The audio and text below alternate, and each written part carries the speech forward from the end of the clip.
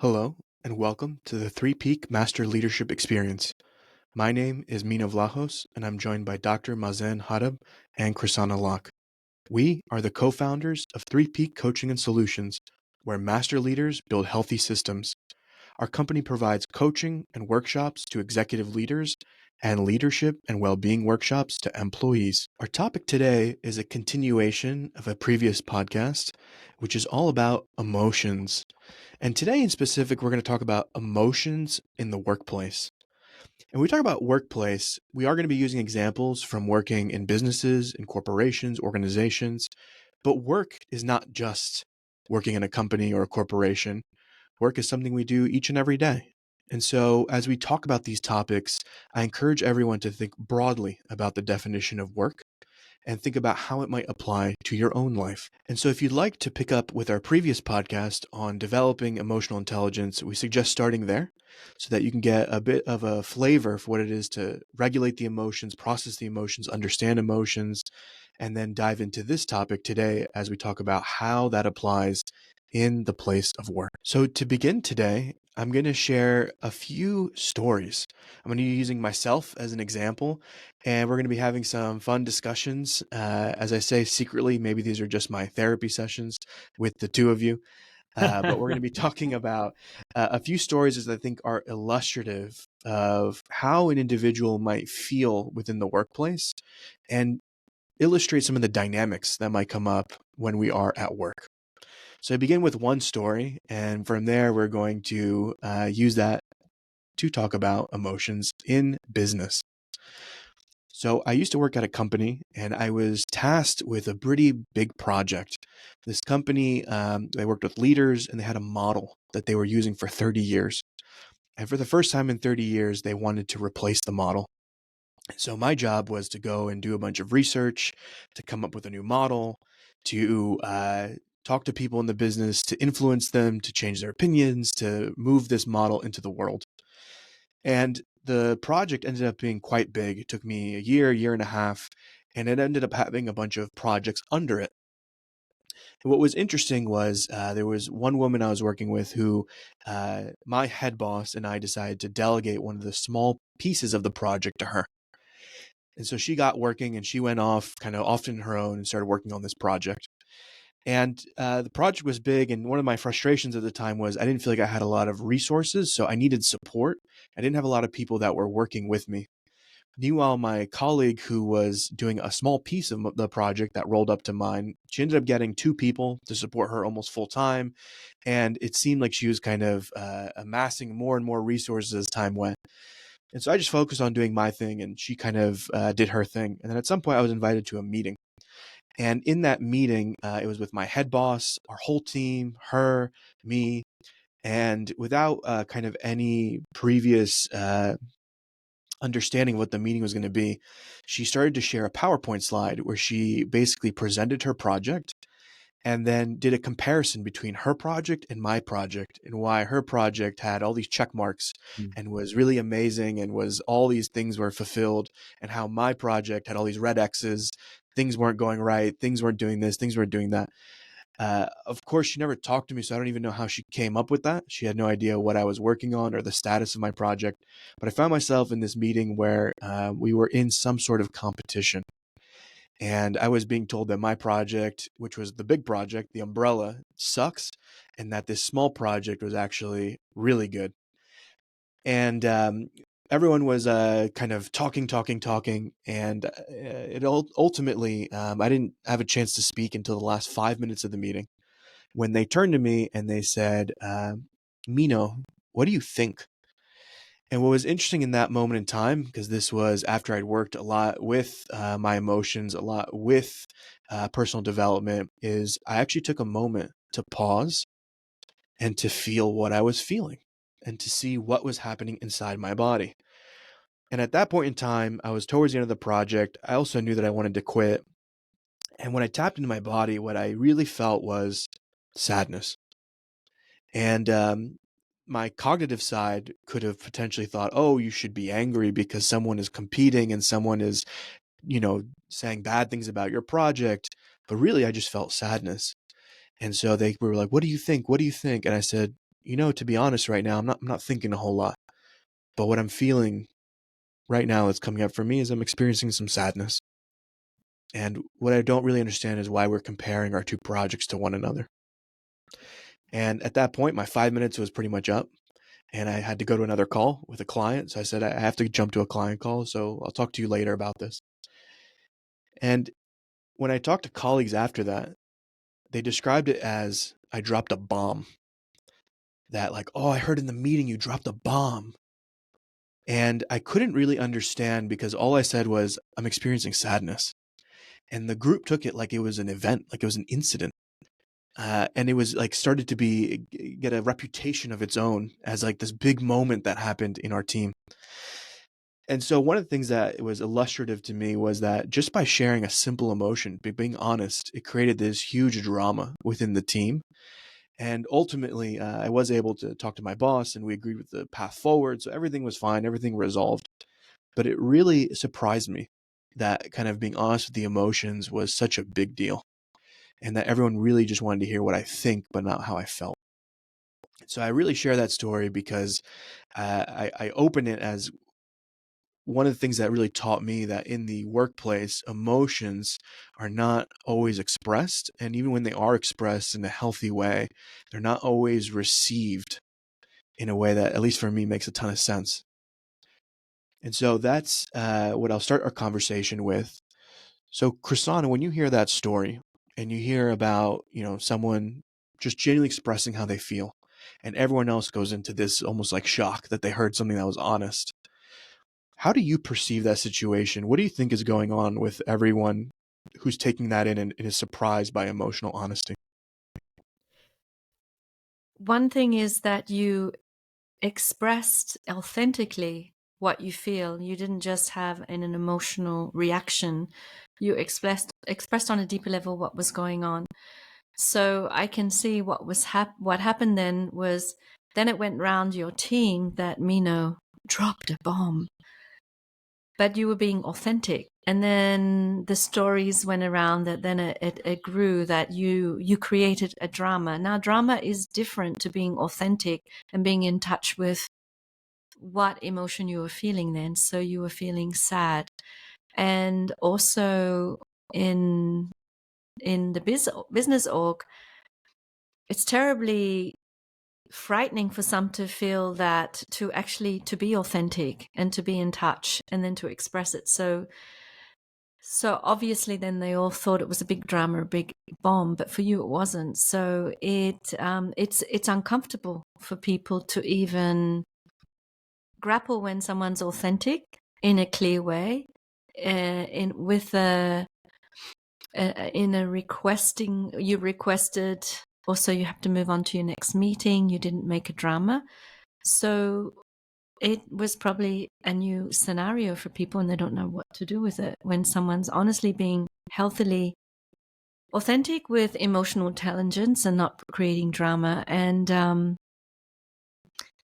it wiped the air out of it, probably wiped the mind out, where people had to feel their own feelings or come in contact with, what if I did this? What if I touched base and honestly expressed in the right way my emotion, how I'm feeling? Do you have any insight? Because we've been working with a lot of corporate clients, we're working with people in companies. What is it? Is it maybe just at the person and it's just our cultures and the society we come from? And maybe there's something about work that's inherent in it.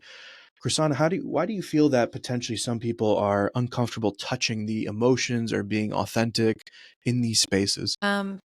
Because some people are already out of touch of their own feelings and their own emotional states to even recognize how they're feeling, what they're sensing, and also to, how would I say, how to recognize and regulate that in their body and mind. So that's one aspect. And also, generally, the model of the business world has been more operational and performance, and old models have been, we don't really deal with emotions. So it's it's the way models have been set up. And I know these days now there's more about emotional intelligence, and there's also workshops we give, and we also bring approaches and programs about emotional intelligence, emotional self-regulation, so people can come in touch with this in the work setting. Besides feeling positive and negative emotions, like I'm feeling satisfied and enthusiastic, or I know frustration and anger and being anxious. And of course, they impact your performance, your engagement, and your relating with people. But it's also recognizing, when you have emotional challenges at work, when you understand how to develop emotional strategies to maintain emotional well-being, how will I say, during interactions. And at the base of it is, emotional intelligence to bring this into the new business organization.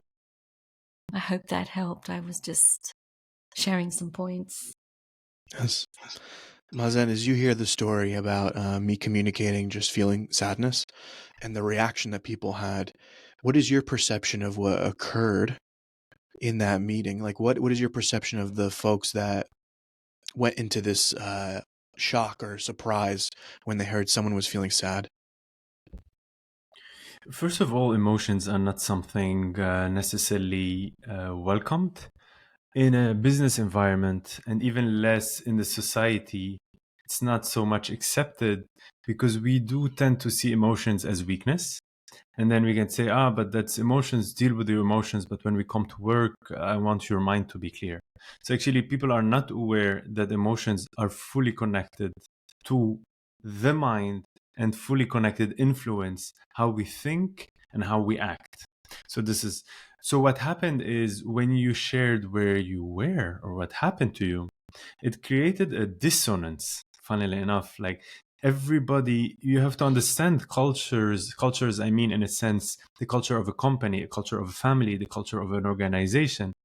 We tend to create and have principles, unwritten rules, unwritten principles that we all agree on subconsciously, and then we start to act. The cells and the organs, they all imitate each other to have a resonance within the body, but also the people you're working with, you start to have one understanding. So you did something that was not written on this unwritten rules of behaving within your team. They knew you for so long. So first of all, I understand them. Probably don't. You're not happy to hear me saying that. First of all, I understand them that they said it was a bomb, because we create an image of someone's identity because that person is really acting and behaving a certain way for over, I don't know how long you worked with them, 2-3 years or whatnot. And suddenly, because you did amazing work on yourself and you came, and probably we did workshops together even, and you came and you introduced something new. Yes. And that's now you told me what's my perception. I'm checking my emotion on your story. My emotion is of empathy and understanding, not only for you, but for them. You shocked the system because that was not agreed upon. So the rules of the game has changed suddenly, but you didn't prepare them. And you introduce. So whenever we want to introduce anything in a culture, something new, even if it's for the benefit of that culture thing, we see it, we call it, it's a revolution. So a revolution is something that's brought very fast, yet it's very helpful, but it's not introduced in a manner that it's really accepted and then weaved in. So that's what happened to the folks. They really got a shock because they couldn't imagine your identity doing that. So you introduced a new identity first. You brought change, right? And in other podcasts we spoke about adapting to change.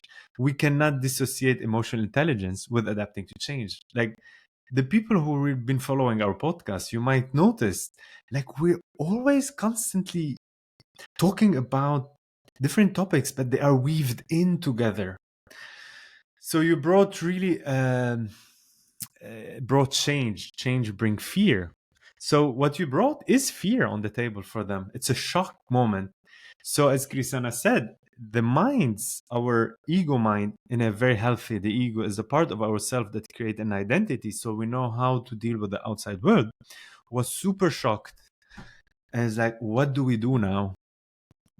And then because shock brought fear in them, and they really didn't know what to deal with you. This is on one. Second, you've been working together, and even though sometimes colleagues have like miscommunication, misunderstanding, or deep down they say, I don't like him, I don't like it, or I hate this. When we work together for a long time, it creates a bonding, a belonging. Even if we say, I hate him, you're part of one culture, so it creates something. So when you said I'm sad, they also were touched and shocked, and they didn't know what to do. They felt inadequate because one part who belonged to the tribe, to the team, is experiencing something and they're not ready to deal with it. So it created a shock, a change, a fear, but then it's like, what do we do? For me, how I see it, it's probably subconsciously you wanted to bring a change into the system, a change in this rational way how we deal with things, and everybody was like really hiding the truth of where we are now. So you were pioneering in that sense. And Chrisana, when you think about kind of sharing our authentic emotions and sharing it with, I would just say some responsibility, right? Not just like vomiting what we're doing or reacting, but when we do share like authentically in a grounded way, what is the benefit of that on our relationships and our communication? When you're in touch with yourself, when you're in touch with when you're grounded, when you're in touch of your body, when you're in touch with, you're aware of, you can recognize your emotional states and you can regulate them. And then on a intra-personal, and then when you come in contact with someone where there's an interpersonal, there's a relating happening. So you're aware of how to express and relate to the other person what is happening for you without saying what is happening because of the other person's effect on you. So the more that we're more in touch with relating with ourselves, it's much easier to be able to be in a relational field with the other person, because we become aware of where we don't take responsibility and we throw blame, or we project, or we deny. So I just want to bring those aspects of it. Really comes down to, even in business, if you want to have a good business relating or communication, one first has to start communicating and relating with oneself first. Just to put it in a nutshell. Yeah, That's a big statement. Like, we'll probably during the podcast we'll go a little bit more deeper and on the explaining just that last sentence, how to relate to oneself through the awareness of the emotions. So what I'd like to do now is part 2, which is now we're going to jump around in time. So now I'm going to rewind the clock. So that was an example, the first story, where I had done like years and years of working on myself, of getting in touch with myself, of learning about myself and learning how to express my emotions. But let's go about 10 years back from that. We're going to rewind the tape. And I'm going to tell you a story about when I was in consulting, and I was in mergers and acquisitions. And so, Chrisana, I'm going to be asking you for a little support after my story. My younger self is speaking to you through time and space. So at that time, I was on a project, and I was traveling. I was traveling every week. And the way the rhythm would go is I would travel Monday. I would stay near my client until Thursday, and then I would come home Thursday night, go into the office Friday, have the weekend, and then rinse and repeat. And I was at this client site. My client was a big pharmaceutical company. And during that time, I was working a lot. So I was routinely working from 8 a.m., 9 a.m. to about 10 p.m. or 11 p.m. at the client site. So we're talking like 14, 15 hours. We were all stuffed in this conference room that had no windows, me and the whole consulting team. I was on a new project, and I had, very little capability, very little confidence. The only thing that was open to eat was a little cafeteria in the pharmaceutical company, where the food was pretty shitty, if I can just be honest. And when we get out at night, it was so late at night that there was no restaurants open. And so there was one grocery store that I could kind of go to. And the hotel I was in didn't have any kind of kitchen or anything. So I would basically just get whatever. They didn't have pre-prepared food because it was so late at night. I would usually go to the grocery store at like 10 or 11 p.m. And so I would just get whatever was I could eat raw. So I was eating like raw broccoli with like sliced turkey and I don't know, whatever stuff I could grab. And I was under a lot of stress, but the thing that really stuck with me from that time was, and this is for me was quite a dark period. I was very unhappy, and I remember just being very numb a lot of the times. Every time I would the morning drive from the hotel to the client site. Um, to just be very honest, this might be a trigger warning for some people. Like the only thing I could think about on that 15-minute drive was ending my life every day.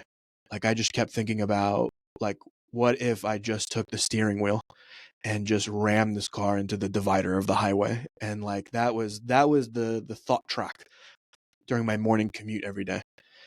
And it was a very difficult moment for me because I didn't understand what was happening for me.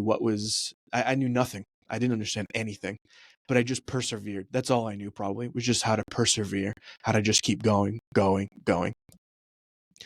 And so that is a former me who was also in the workplace and had no capacity to understand their emotions, feelings, body, nothing. And so, Krasana, if I were to come to you, whatever the whatever age I was at that point, 20, 22, 23, whatever. And I came to you and I was like, I don't know what's happening to me. All I know is that I'm having a tough time at work and I'm really stressed. And I don't know. I'm having these very dark thoughts. What would be kind of your support Mm. for someone like that? In that time, if you had reached out and came to me for support, that was the first step you did to, because you don't have support in yourself to cope. So this is why we offer sessions or coaching, and that's the first step. You needed outside support to support you get back on track. And I would have, if you had told me all those, you mentioned rinse and repeat, rinse and repeat. So you were just in this cycle where you could not feel, and you didn't have emotional support from the company. You were, as you said, you were locked up, basically. Food wise, you had to work long hours. It was a poor environment to be in, and yeah, you did not feel any confidence. I would have worked with you to find resources for you. I would have given you support to find tools that you can bring for yourself.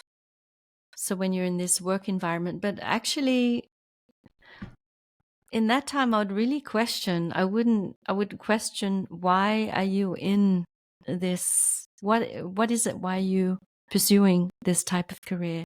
Are you happy? And if you were in your early 20s, it's really what is going to give you a sense of happiness besides going for a career. So I would probably, I would have supported you more just to get you into a balanced homeostasis with your body, with your eating, with your sleeping, and giving you lots of resourcing to support yourself to deal with this situation. But now I'm going to ask you, how did you support yourself? Because you did. Because when you said they were going to drive to work every day, you felt like ramming the car into the rails. This just means you had a lot of aggression, like I want to express myself and I can't, so there's surges. So you did not do that because you're here today. How did you support yourself? This is also, you got through it, so can you remember, how did you support yourself?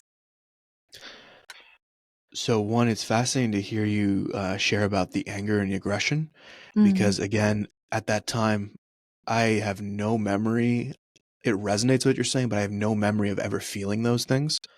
And so I was really repressing that anger.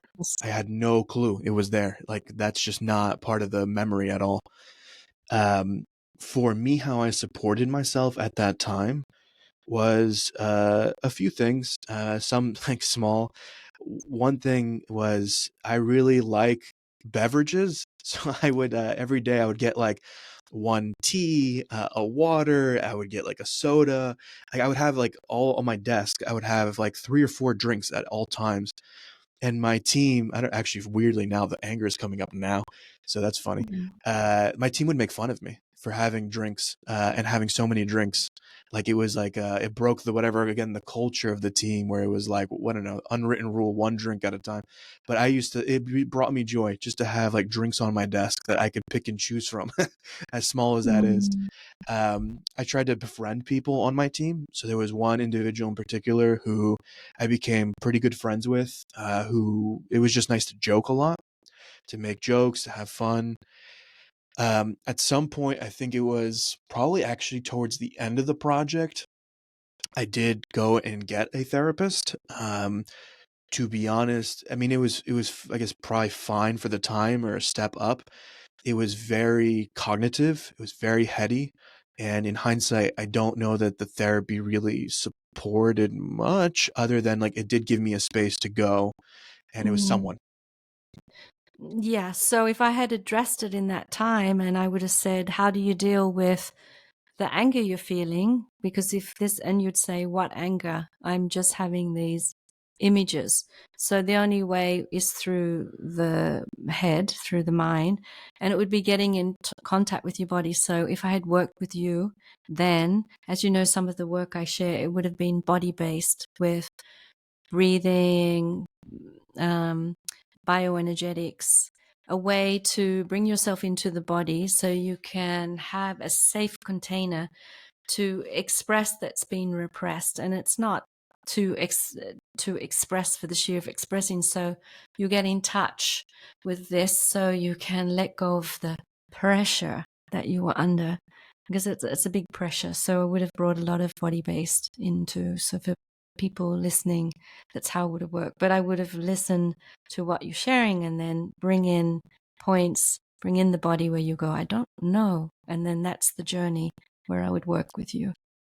And can you tell me, Chrisana, what would have been the benefit of feeling my anger in the context of work? How would that have been a support?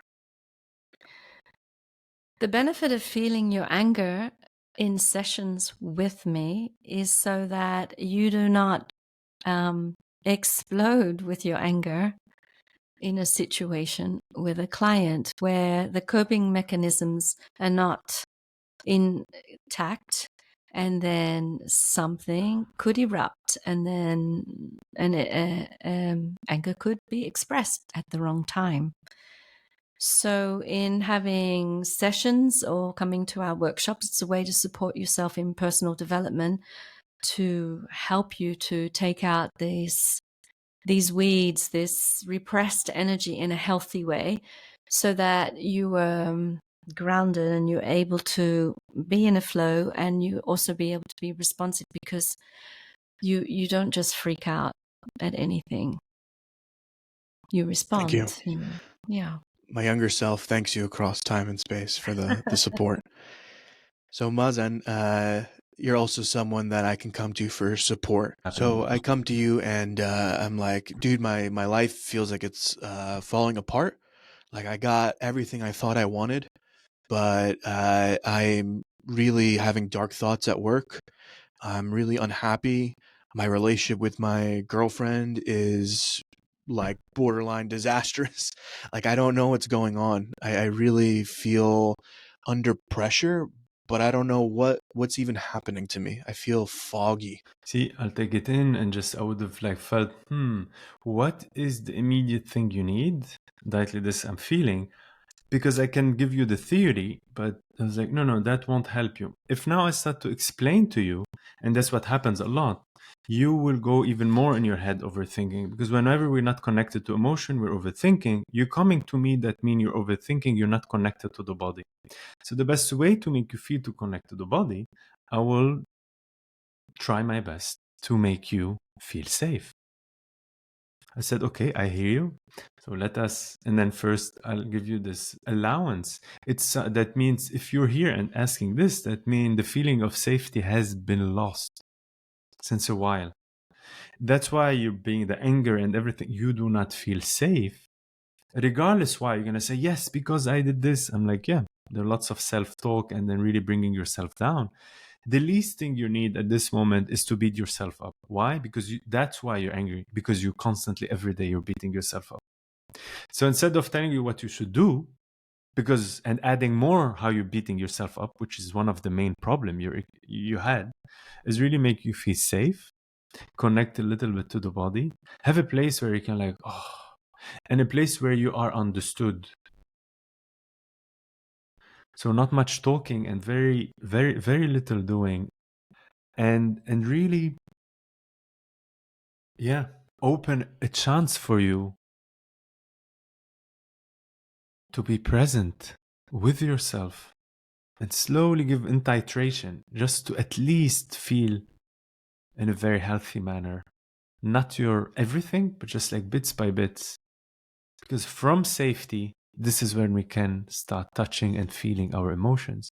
But if we don't feel safe, someone is listening to us, then I want to feel my emotion, I want to share it, then everything will be unhealthy. Unhealthy anger, unhealthy sadness, unhealthy everything, and we will project it to the outside. So instead of saying, I own it, so I will help you to start owning what you're feeling instead of projecting to the outside. So not complaining about the outside, feel safe, start from here, and slowly building, regardless how long it will take us, without feeling like we gonna solve it all. And I'm like, no. Step by steps. So thank you for that. My younger self really receives it, and I appreciate across time and space the support the two of you have shown. And I think these are things that I eventually did get in touch with you two, and I did start to work with you and to learn from you. And so I did make a lot of shifts in how I was operating. And so a lot of that numbness, a lot of that, just the word for me was kind of misery, started to dissipate.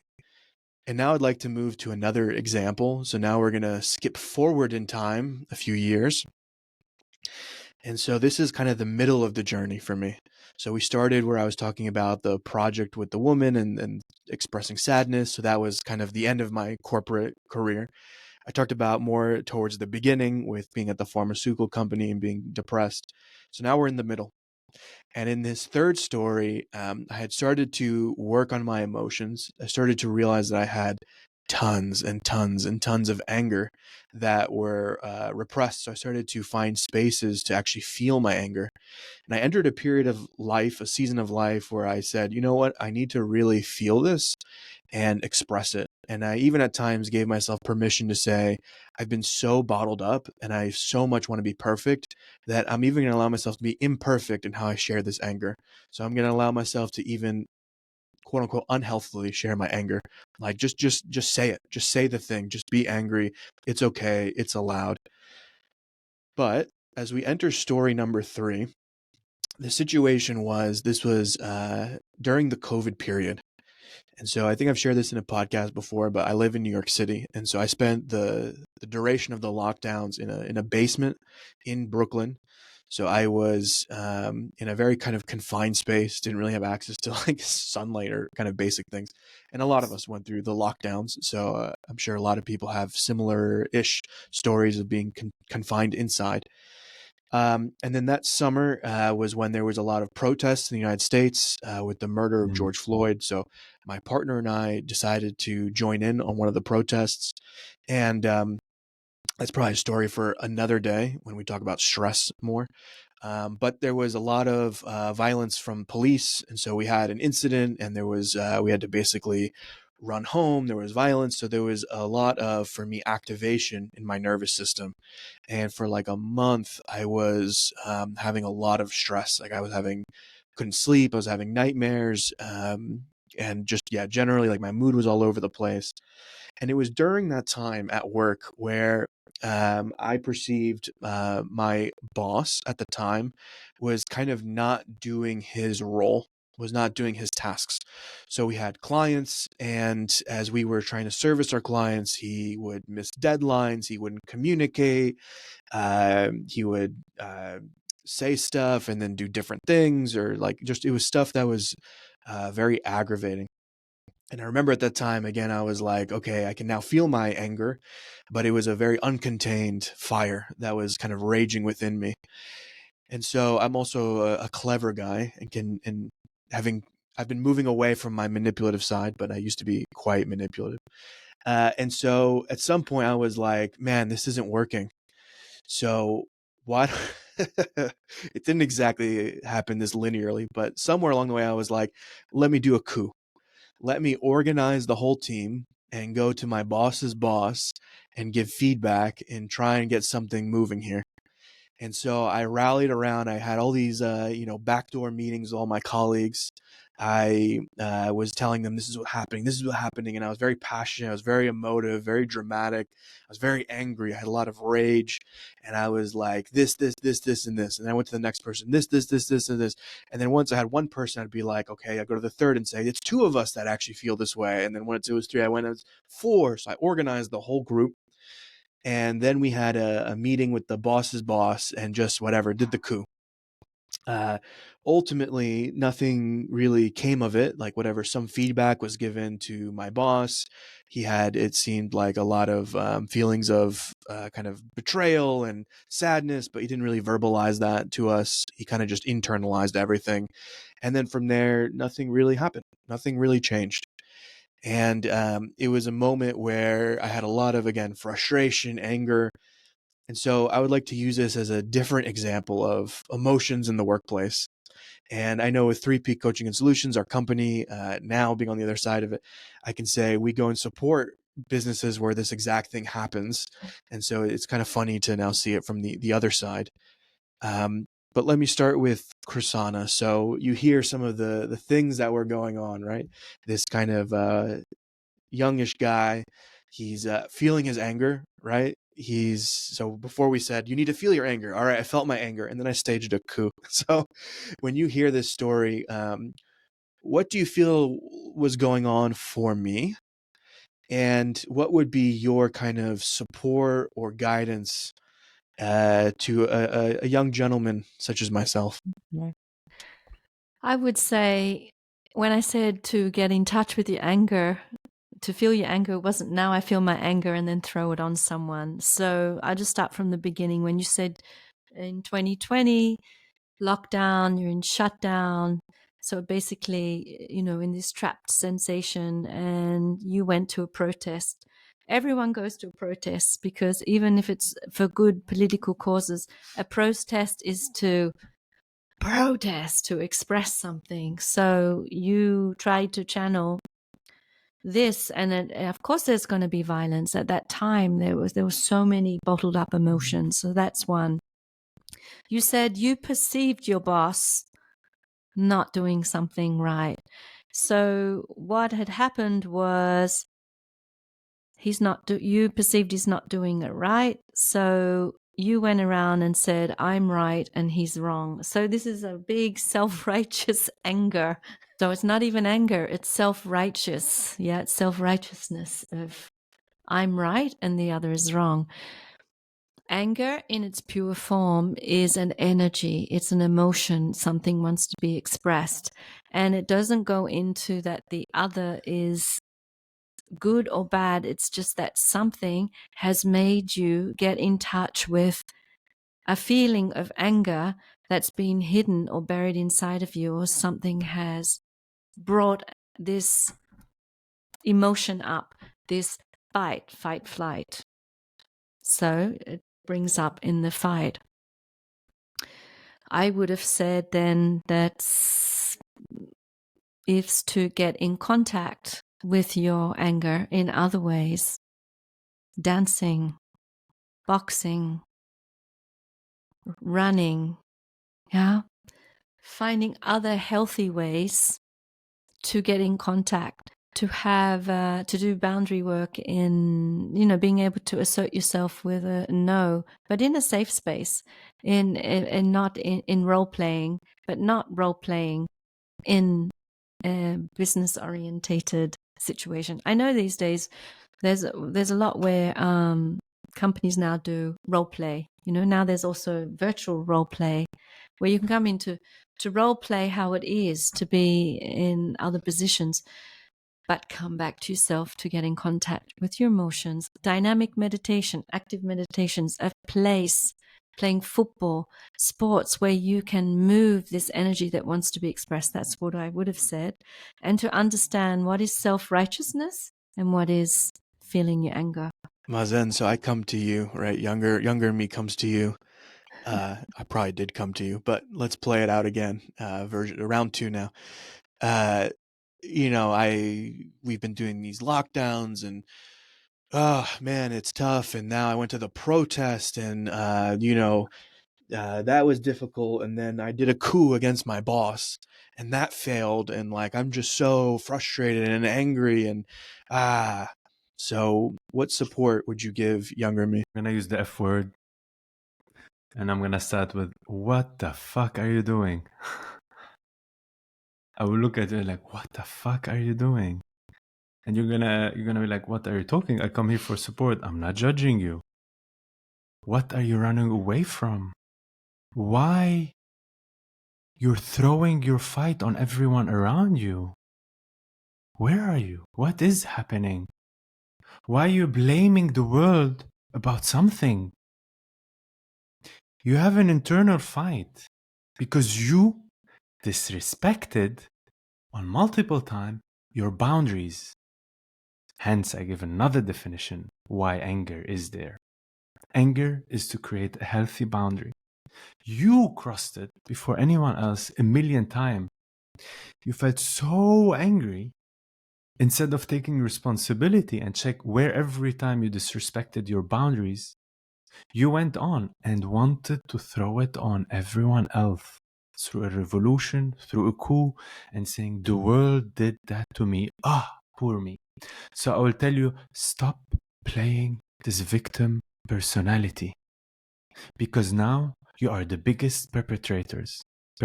So instead, before everybody is a perpetrator, you play the victim, and then you turned around and now you attack everyone, but you never question where you are.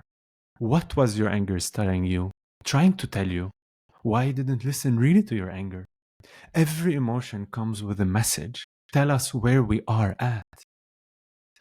When we don't respect anger and consider it bad, and we suppress it, we don't hear the answer of our subconscious mind telling us we need to change something.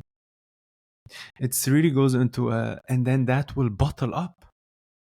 We start to be very passive aggressive, not respecting emotions, not respecting anger, won't allow us to understand why we have it in a certain place, and we have really disconnection from it if it's something alienated for us.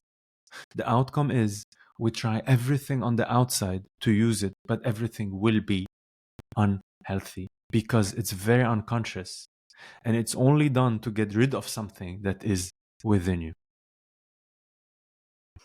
And then I'll look at you in the eyes. I'm like, take a breath with me. We are safe. You didn't do anything wrong. You can still correct. And I ask you, now you have choices. What would you choose? Suppress your anger, or respect, accept, and own it, and allow to see how we can find solution to those issues you already brought online and you brought it into the workspace. So we start solving from there. And that's really what the journey and path for me looked like after that, those events. I felt very out of control within myself, destabilized, and so I tried to control outside of myself. And what I now perceive is that I was carrying a lot of stress, a lot of fear, and didn't feel safe, and really was throwing that without any intention, just throwing it everywhere I could. I was really acting out. And it was interesting because it's just not a pattern of acting out that I had done traditionally. I tend to go more into freezing, collapsing, disassociating. So going into a fight was a bit of a new one for me, but a learning nonetheless.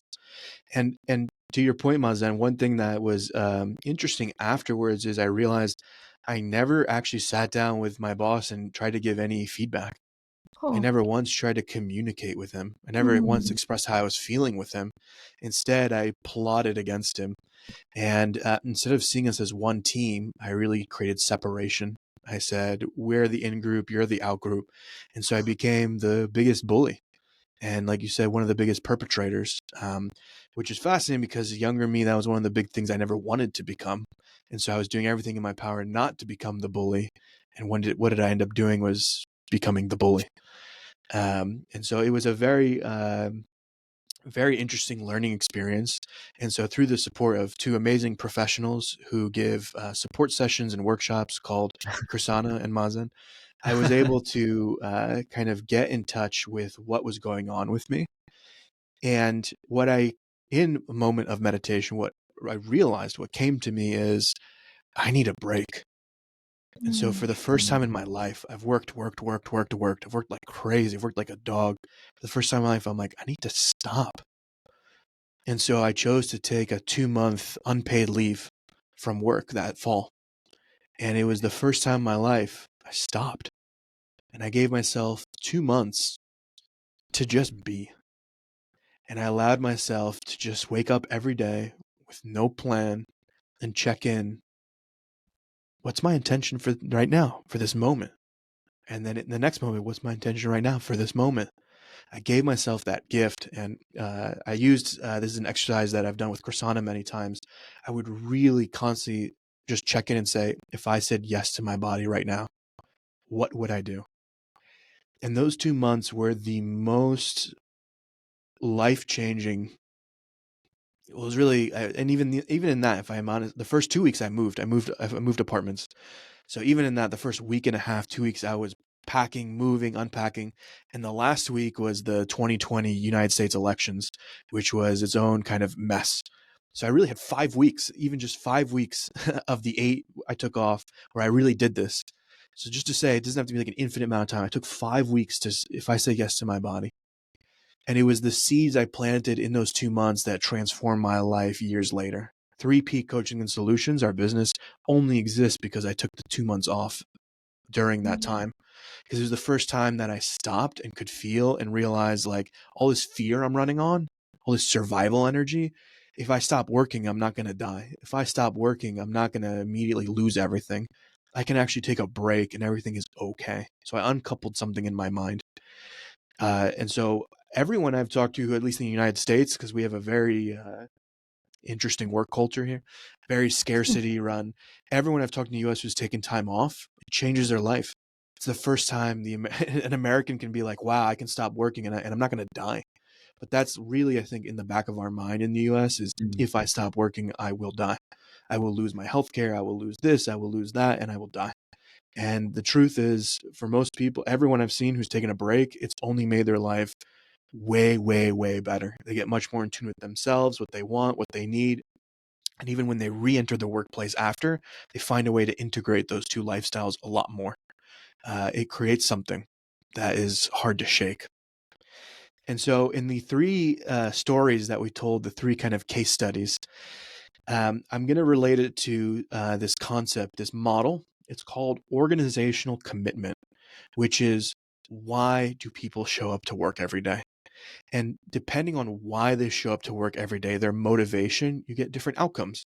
So the Mm. three main reasons when researchers have found is happiness, I want to be here, fear, I need to be here, and then guilt, obligation, I ought to be here. And then there's a fourth, which I think we'll also have fun and talk about, which is habituation, which is just inertia. It's like, whatever. This is where I show up, so I don't want to change anything. But we're going to really stick to the top three for now, which is happiness, kind of unhealthy fear, and then unhealthy guilt.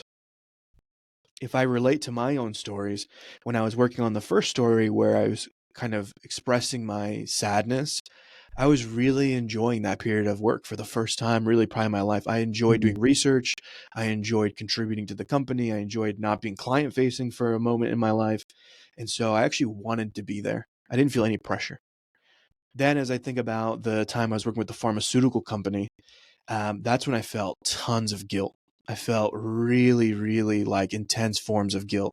Like I need to be doing this. Like I ought to. Like I really have to. Like if I don't do this, I'm betraying my team. I'm betraying my family. Like there's all kinds of stuff that started to pop up. When it came to the coup, that's where I was really running on fear. Where I was like, I need to do this. I need to do all this stuff. There was a lot of fear going on for me. And what research has found is that it's probably pretty intuitive. If you want the most from your employees, you get the most when they come to work because they want to be there. When employees feel like they need to be there or ought to be there, what research has shown is that you end up losing productivity, efficiency, and money. So you can create cultures of fear and it can work for a little bit of time, but in the long run, it's going to cost you a bunch of money. So if you care about money, I would say try not to create cultures of fear. If you care about well-being of people, I would say try not to create cultures of fear. There's a lot of arrows that bring us to try not to create cultures of fear and obligation. And so now I'm going to turn it to the two of you, Krisana, Mazen. So if I ask you, Krisana, about the guilt thing again. So there's healthy guilt we've talked about in the previous episode and unhealthy guilt. Can you tell us a little bit about, again, in the context now of work, how unhealthy guilt can show up?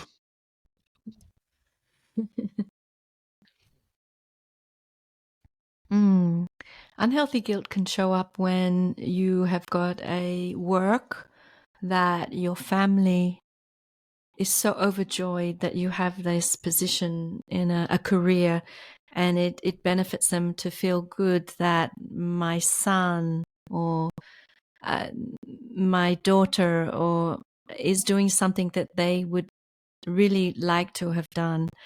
And that person may be doing it because it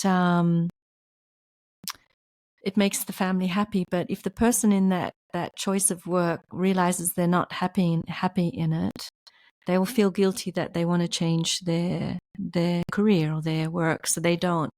So this is an outside influence from the family. Or so that's just one I can say, or feeling guilty, obliged to work. Also, others are obliged to work and then they feel guilty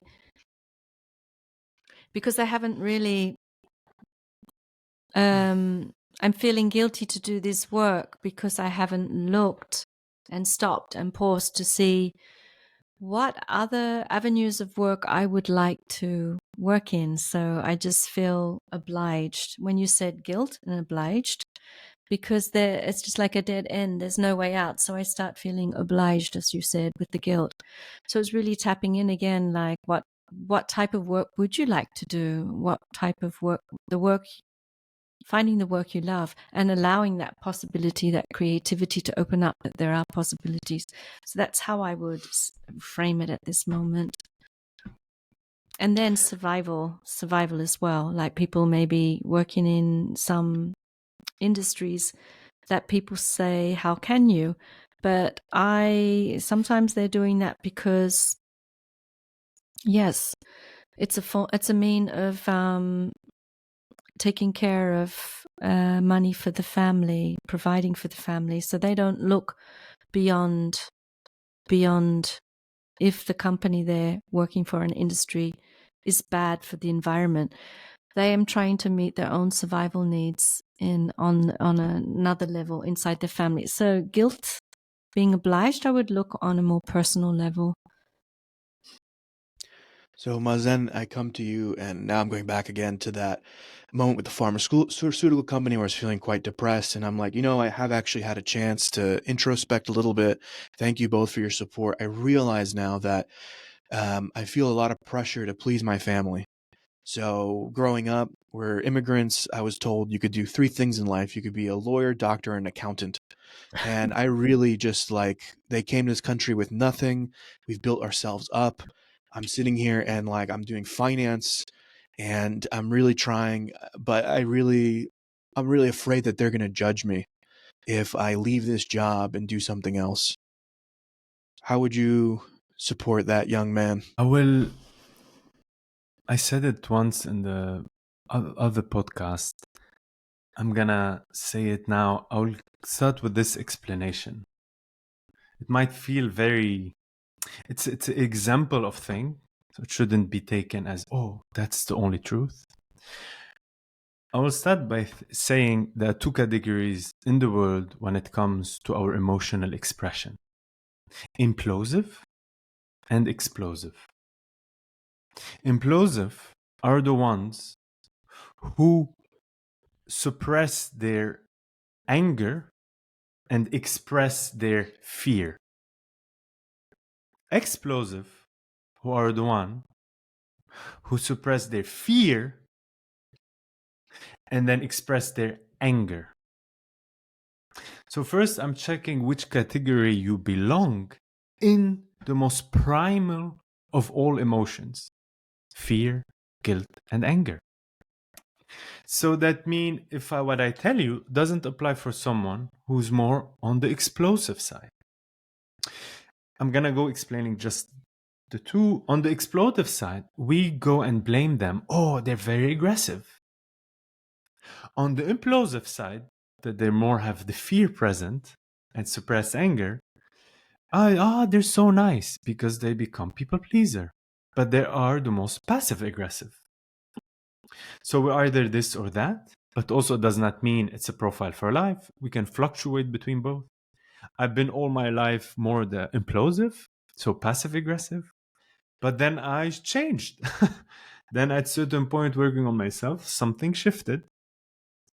And then it's not that I became explosive, but I had to learn how to express anger, respect anger, accept it, and instead of playing the victim and whatnot. So in that scenario, where does guilt comes?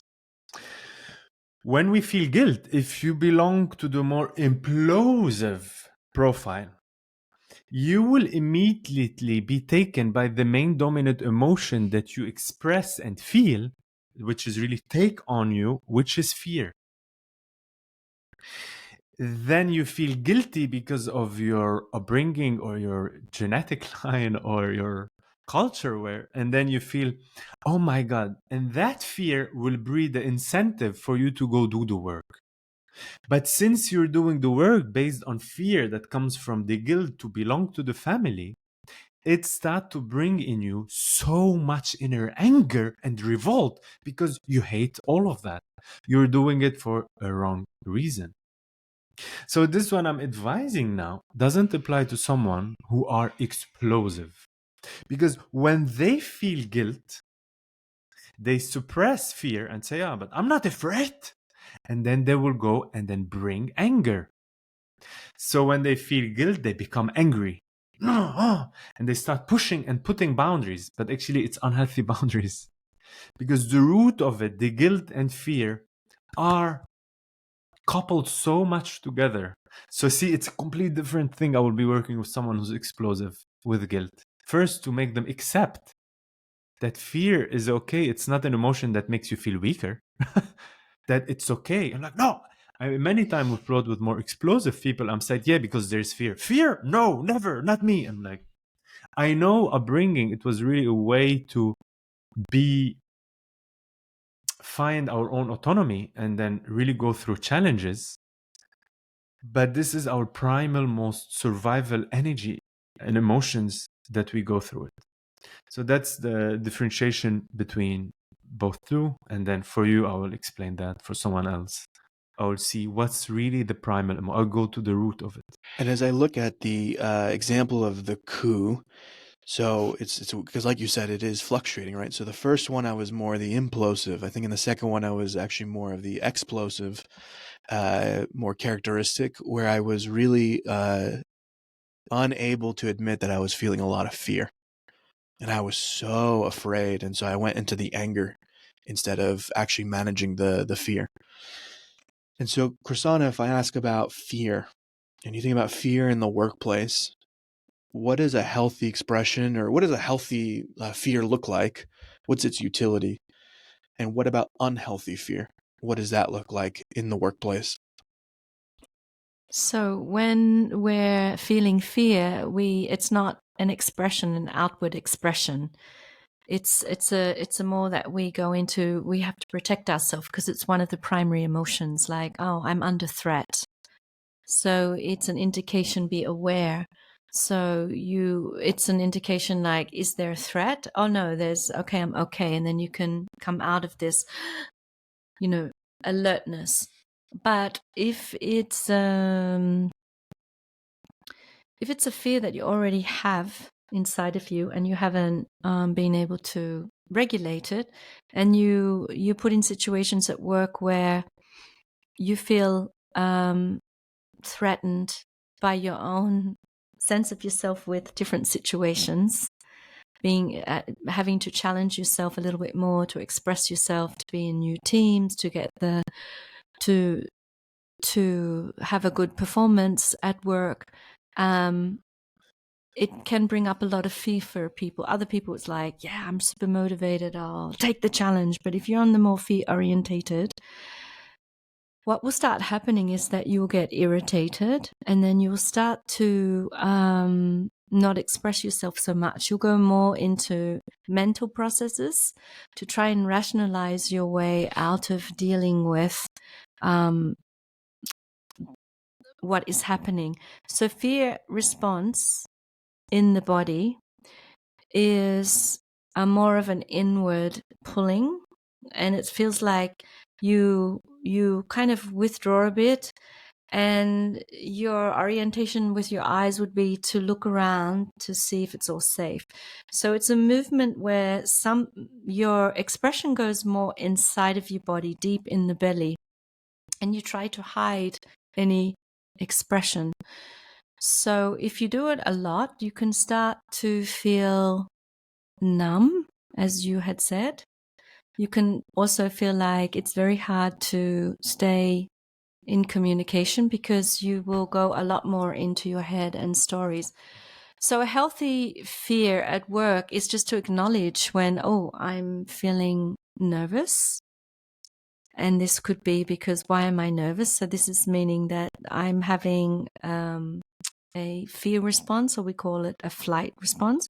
And how to cope with that is to give yourself space, time to go and regulate, maybe to find a way where you can process it, to take 5 minutes off, to make a tea, to settle, to breathe, to take long breaths, to be able to come in contact with the emotion inside. Anger is outwards. Anger is like you feel heat. Anger is like, I want to express something. But this is a more inward emotion.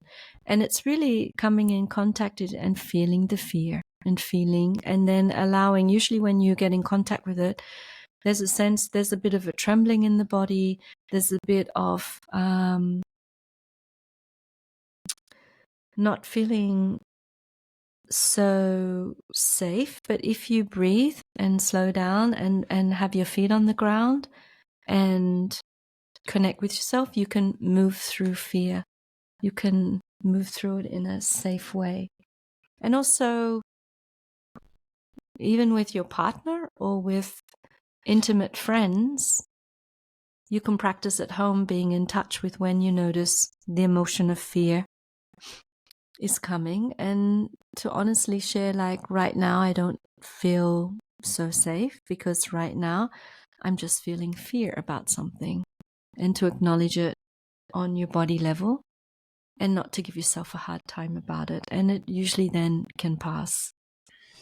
I will give a living story that just happened this week. So Chrisana and I, we are life partners, but also we are business partners. And so we share the same work, but also share the same house. So we have similar stories happening here and there. Of course, that requires lots of boundaries. So imagine the amount of anger used to be between us because we didn't know which role we're playing. So now to let go of anger and a fear of crossing the boundaries, really constantly in evolving to know how to deal with that. So we really make it so difficult to be life partners and business partners. We like the challenge. So we can probably sit one day like here and share on a podcast. all those experiences. So everything we're sharing is really come also from lived experience. Not the books are amazing, but the books are not enough. So one, we need to connect to the emotion, to the living experience. Books are for knowledge, but books and living experience brings wisdom. But books never bring wisdom. So anyhow, you like this one, right? So yeah, we define just what is wisdom. And we never say, I'm done, I don't have fear, I don't have anger, even I worked on all my traumas and I don't have this. And I'm like, if I don't have this, I'm not a human anymore.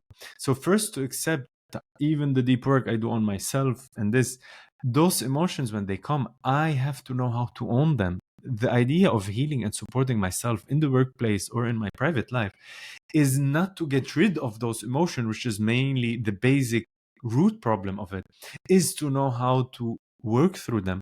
The issue with me, I worked a lot on myself, so when they come, I feel a little bit shame. That's another emotion. Why? How can I feel? I'm now in a shock. I'm in a fear and a survival threat. I'm a good, consultant. I'm a good guide. I'm a good healer. So, your identity start to plays out, and then that brings shame. Funny, another emotion I have to deal with. But that shame make me go into being not seeking out support because I put the threshold so high for myself. So I give you an example. This week we were in a meeting. I'm getting hot because we're talking about. Yeah, but it's good to No, it's share fine. personal stuff. I hear you, Christiana. But for me, no one is just in Arabic. There's the word like dropped in from heaven. Like no one is dropped in from heaven perfect. So The angel. as a human, but dropped in from heaven and perfect, and that's the story we've been telling ourselves. I'm a human, and to be human is to have emotion, and to have emotion is constantly know how to manage it.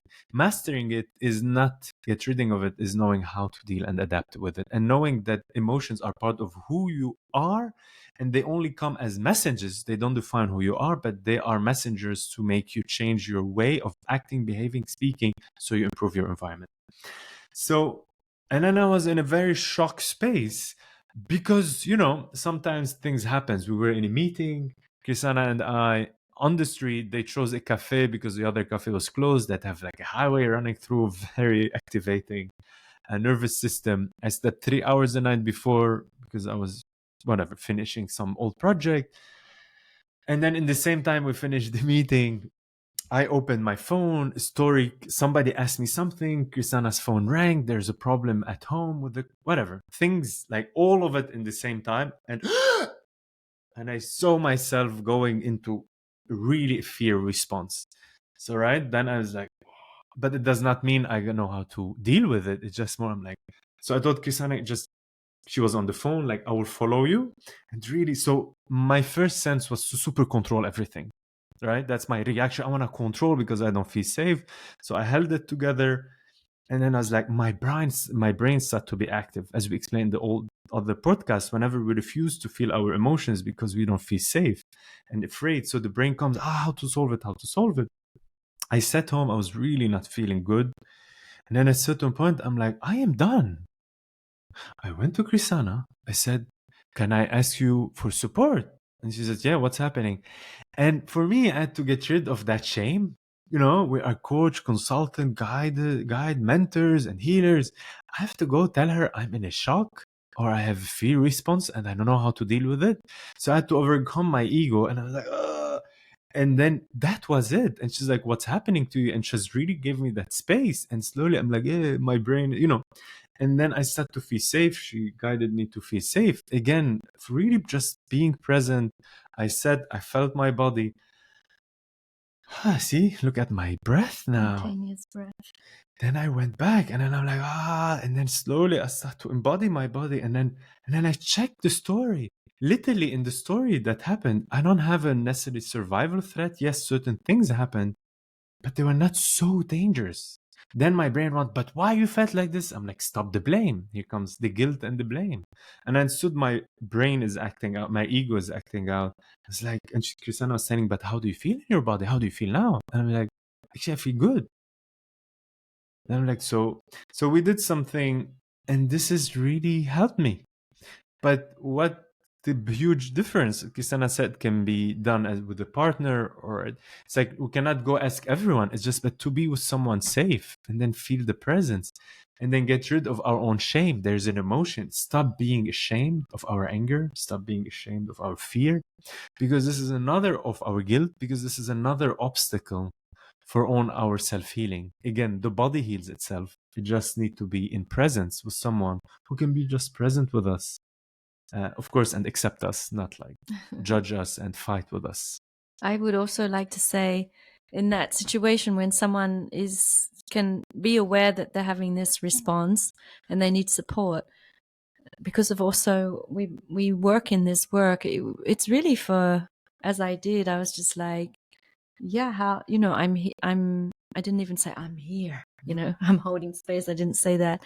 It's just being very soft, receptive, and not giving opinions, just very listening, not judging. So the person can be seen, can be heard, and can be understood, so they can start to understand the rationale, and then just tracking to, and yes, and what do you feel right now in your body as you're talking about that? So it's not like a very, and how is this, or engaging in a very fast speed with the, for the person. It's just really creating a nice milieu so the person can regulate. So this is called coming into co-regulation with each other, and not trying to change the person, but just being there in a space together. I would like to use the word in loving presence. All what I needed. I didn't need the Krisana, the therapist. I didn't need Krisana, the colleague only. I just needed the human, and I knew that she can offer it, and this is what we can offer so many people around us: a loving presence, and not an advisor. That's when we are in fear and shock. Don't advise people. We need a loving presence to get out of this guilt and the fear. And Yes. if you there's people out there who are partners and are coaches or therapists. I don't do therapy with my partner. I don't coach my partner. It's yeah, that's a service we give in our work. It's really, as Mazen said, it's like coming into the dimension of a, presence, loving presence. That's really important. You leave Yes. that field for the outside world. Yeah. Yeah. And so when we talked about, again, the organizational commitment, I'll return back to that little model. We talked about the guilt obligation. We talked about the fear. And then one of the primary ways we can bond with our institution is to feel happiness, to enjoy what we're doing. Work can be a tremendous place of meaning, and where we get things where we want, whether it's money so we can feel safe, feed our family, whether it is some sort of mission that we're accomplishing or something we feel in service of. And so just to tap that sense of happiness and joy, I'd ask each one of us to connect to a memory where we really just felt happy at work, felt a sense of joy at work. And we'll just take a moment to really connect with that. A moment of feeling joy at work. Because it's not just negative emotions, it can also be positive emotions. And I'm going to ask each one of us just to share a little bit about that memory, just to resource us and share a little bit of the other side of working. So Mazen, would you like to share with us a moment of enjoyment in your work?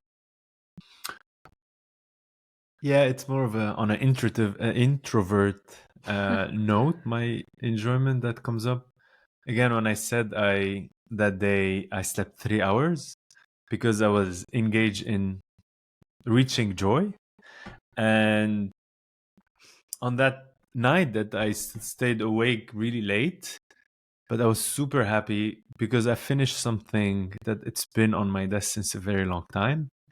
And that something was beautiful, but I never had time for it. And then I created time for it. and just the sheer joy I had when I uploaded all those videos. It was content creation, right? So it needs a bit of time, and just sitting there working for, I don't know, the last 5-6 hours. I barely even stopped and took a break. But after waking up after 3 hours, I was alive. I had so much energy. I was not tired. I was surprised. So it gave me a meaning. I finished my task.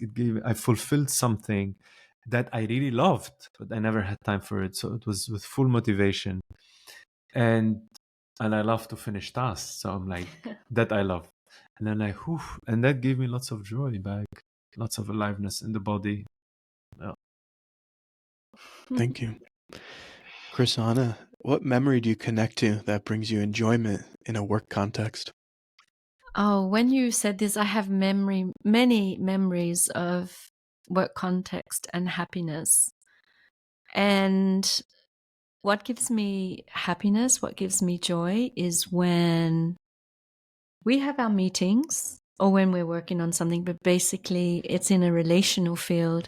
When I'm working with people, when we have clients, the sense to be with the people, it's such a joy for me. Even if there's challenges, such a joy. And I can see many times, because I have had a long career in working with lots of people and in different careers. And I am at my happiest when there is a group of people and I'm serving the need and on point. And there's a reciprocity.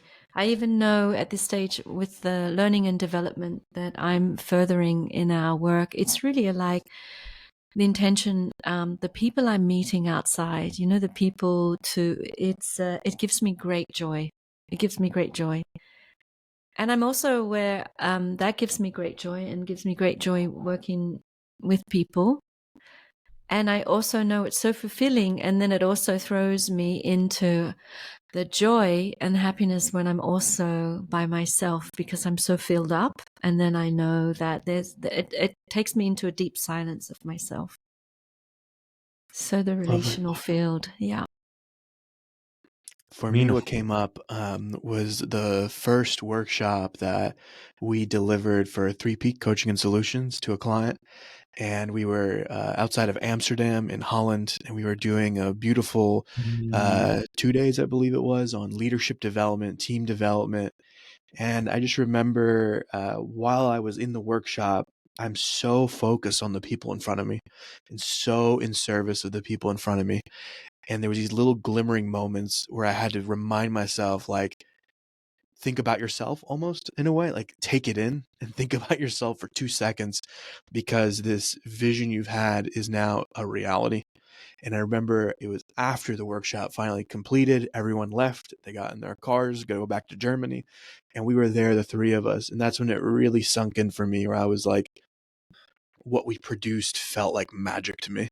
Like I could feel the resonance of that group, and I could feel the combined power of all our experiences that we brought. And it was a years long dream I had, and to sit in it. And I just had that moment of like one of the best moments of my life, to see creation come into reality. So for me, I always carry that as a resource for me, that memory. And so with that, we're going to now slowly start to bring this to a close. And we've talked about a lot of different topics. And this is one that, again, I'm sure we could do many more podcast episodes, and we probably will do many more podcast episodes. I've got more crazy stories, even more crazy probably to tell you, because I've played every experiment I can in the corporate world. So I'm happy to shed light on someone who's in those situations. But we've talked about emotions, expressing emotions, different kinds of emotions, how to kind of process them. Again, unhealthy at times displays of emotion, healthy ways to display emotion and process it. And so with that, I'm going to ask each one of us to just share a little bit of kind of closing thoughts. I'm going to begin with Chrisana, and would love to hear anything you have as parting wisdom for us today. We are not just our emotions. Yeah, so we're not to get identified to be connected to our emotions. We have feelings, and there's something deeper. And again, it's more to connect with something deeper in the being space of ourselves. We have emotions because we're alive, but also to get in contact with deeper depths. And that's what I leave everyone with. Mazen? I have 2 categories. First, I want to give the first wrap up or an insight about the workspace, and then in general emotions. First of all, when we create culture of fear in the workspace and guilt, the performance, productivity starts to really go down. We might make things happening. We might see, oh, there's more things happening, but actually the results will be short-term lived. So it's counterproductive to something I would like to define: sustainable longevity that helps growth. We might, in one of our blogs, you will read about it more. Sustainable longevity for growth. If we created a company without respecting the law of sustainable longevity for growth, so we're not respecting the law of success that makes us create a company. In order to do that, we need the people to have happiness, right? Okay, happiness is a big word. What is happiness? Happiness is a sense of belonging to the team, belonging to the work, a sense of fulfillment, so responsibility for the employees to do their task, fulfillment, because they love it, being in the right role, right position. Those two will create fulfillment and belonging. This will bring motivation. And that, all of those will make your employee happy. And as a result, you will have performance and productivity, but now that bring sustainable longevity that allows full conscious growth. Again, for entrepreneurs out there, weigh it. I'm not saying the other one is wrong. You might work with pressure, fear, and pushing if you need success the next 1 year, 1.5 years, but know that it's not eternal, and then it will come to a stop and it will cease if you do not change it. So it won't be sustainable. So again, now, emotions, as Chrisana said, are not the thing that define who we are. We are not our emotions. We have to understand emotions are a mean that our subconscious brain, our brain communicate with us to tell us what's happening on the outside and on the inside so we can adjust and adapt. Emotions is our mean to understand ourselves in the environment, in the time and space. And it's very understood. It should be very understood that emotions, when all the cultures we try to get rid of them because are unnecessary. Now we know that they are necessary. We have to start to accept them, own them, bring awareness and understand their role. And first and foremost, to understand emotions are that thing that influence our thoughts, our actions, our words, and our behavior. So when in the workplace we say, but I don't feel anything, but I acted that way, it is impossible to react on something if emotion was not behind it. You're aware of emotions or not, that's something else. Emotions are the driving power force inside of us that make us react a certain way. So the more we bring awareness to it, the more we start to have control over our environment and ourselves. So I give another choice because I love to, this is how I work and I'll show people in business and in personal life. Then there's a choice, either to react out of fear, which is I'm afraid because their emotions, I don't want to feel them, so I react. So it influences everything around me. Or I bring awareness to those emotions. And then when emotions arises, instead of reacting and acting and changing things, I start responding. I have a choice how to respond out of understanding, accepting my emotion, what's happening. So I will adapt my response based on really reality, what is, not on my suppressed fear and not on my reaction. So everyone has a choice and it needs a bit of training and awareness, but all is possible. And for me, when I do share the stories that I did share today, it's because I would like it to be an example of someone who's really gone through the experience and come out the other end. I share it with intention. So I share it because when I was younger, it was as if I was driving a car, a plane, a spaceship, and there was all these lights blinging, all these alarms going off, and I was ignoring them. And I was not listening to my body. I was not listening to my emotions. I was overly identified with my thinking. So I only listened to the thoughts. And in the process of ignoring these alarm bells, what I didn't realize is that I was still fully driven by emotions.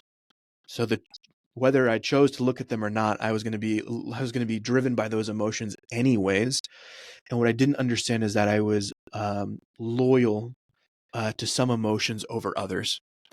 And so the anger was there, but I would rather listen to the guilt unconsciously. I didn't really know what I was doing, right? Sometimes the anger was there, but I didn't want to listen to the fear. And so I was picking and choosing winners and losers amongst my emotions, and it didn't work. It doesn't work every time. I'll say it really bluntly. I fucked up. Like I really fucked up. And it was only when I started to really understand my emotions and not pick winners and losers between them, but to respect all of them equally and to actually process them all equally. That is the first time that I emerged into work and felt enjoyment, contentment, peace, happiness, motivation that was sustained over long periods of time, productivity that was sustained over long periods of time. The things I'm able to do today with our company 3 Peak is because I process my emotions, because I watch the dashboard. And if there's an alarm going off, I listen to it. And I don't say, I'm only going to listen to one alarm and hide the other one. It doesn't make any sense. And so my message to my younger self and to anyone listening is that is why I feel that emotional intelligence is one of the highest pursuits we can have, because it allows us to live a more fulfilled life, us to live a life that is actually good for us. And it gives us a platform to healthily relate with other people. And that to me is one of the highest endeavors we can do. And so I want to thank you for listening to this podcast and for listening to the stories. And we will see you again soon.